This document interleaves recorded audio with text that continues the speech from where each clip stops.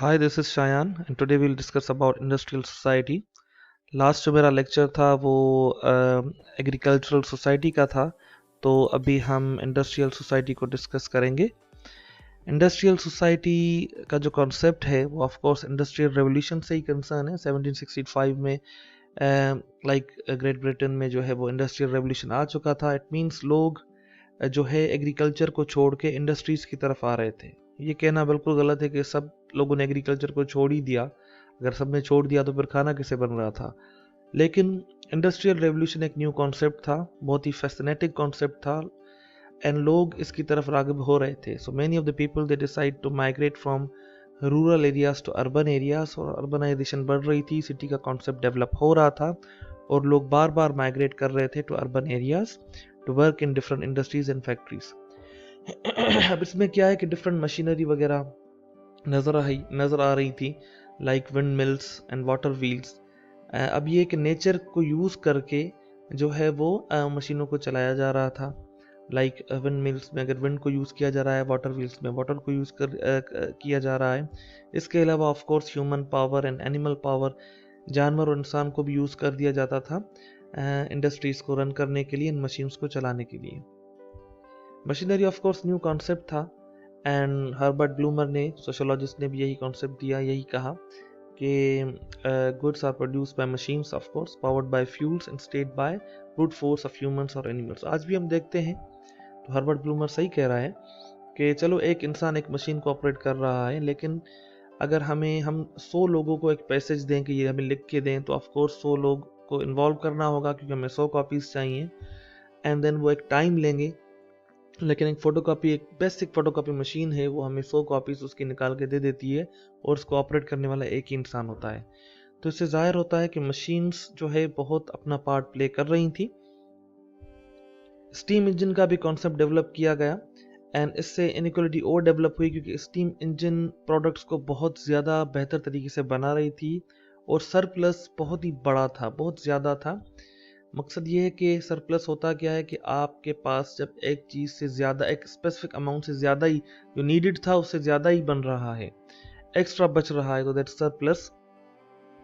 अब ये है कि सिटीज़ में चलो लोग तो माइग्रेट करके आ रहे थे रूरल एरियाज से एंड कुछ लोगों को जॉब्स मिल रही थी, कुछ लोगों को जॉब्स नहीं मिल रही थी। एक ये भी क्वेश्चन था क्या मशीन्स लोगों की जगह ले रही है।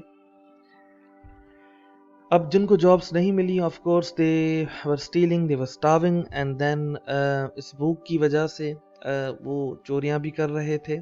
कुछ लोगों को जॉब्स मिल भी रही थी। तो ये एक ऐसा एक कॉन्सेप्ट था जो बहुत ही कंफ्यूजिंग था।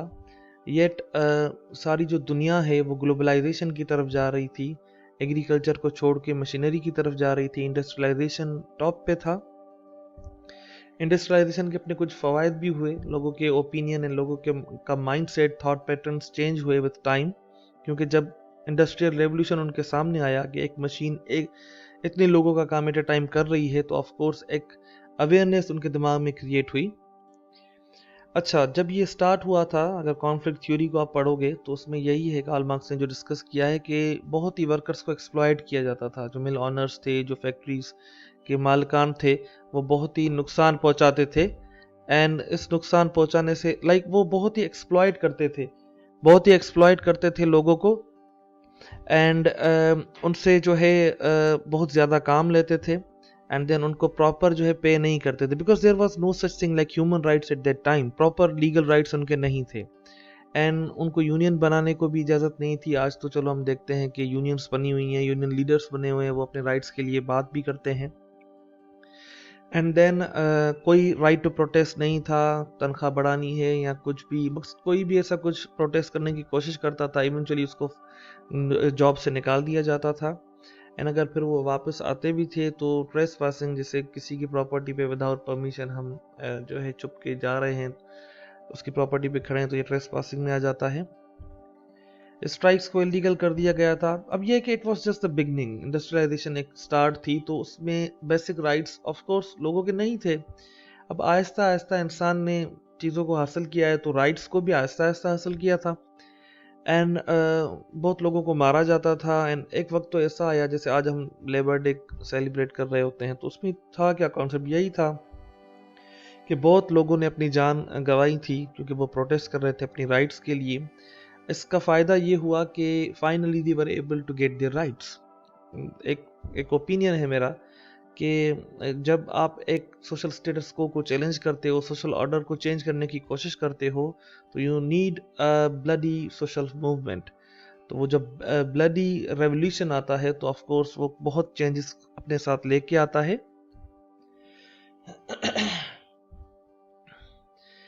अब इंडस्ट्रियलाइजेशन तो चल रही थी एंड लोग जो है गुड्स बना रहे थे। चलो एग्रीकल्चर भी अपनी जगह पे था, लेकिन अब प्रोडक्ट्स बन रहे थे, चीज़ें बन रही थी फैक्ट्रीज में। एंड इससे भी एक इनइक्वलिटी हमें नज़र आ रही थी, क्योंकि अब जो है लोगों के पास सिर्फ inequality was not only on the basis of agriculture. अब तो इंडस्ट्रियलाइजेशन की बुनियाद पे भी लोगों के पास जो है मतलब सोशल इनइक्वलिटी ग्लोबल लेवल पे डेवलप हो रही थी।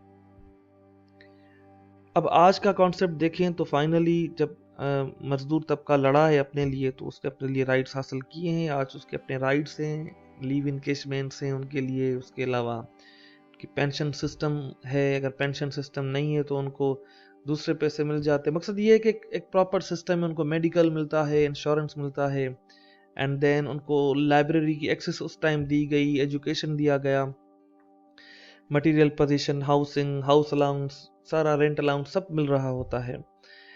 अच्छा, ब्रॉडर स्केल पे अगर देखा जाए तो ऑफ कोर्स जैसे मैंने पहले ही डिस्कस किया कि इंडस्ट्रियलाइजेशन के अपने नुकसान, अपने फ़वाइद सब देखे ना, प्रोज एंड कॉन्स तो हर चीज़ के होते हैं।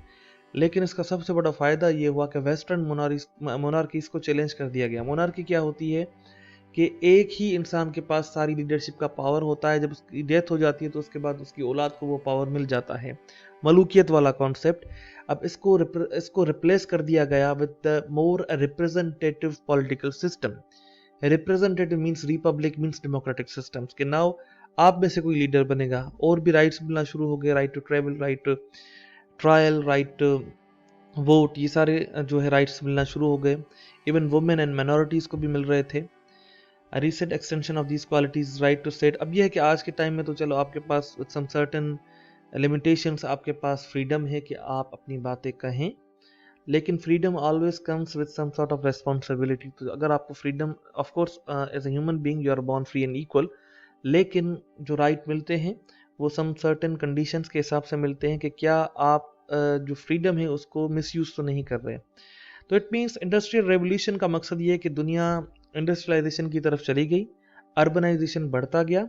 सिर्फ एग्रीकल्चर पे दुनिया बेस नहीं कर रही थी, अब फैक्ट्रीज जो है, इंडस्ट्रीज जो है प्रोडक्ट्स बना रही थी, लोगों को जॉब्स मिली। इनिशियली डिफ़िकल्टी हो रही थी, फिर आहिस्ता आहिस्ता वो जो है अपनी जो है राइट्स को हासिल कर लिया उन्होंने।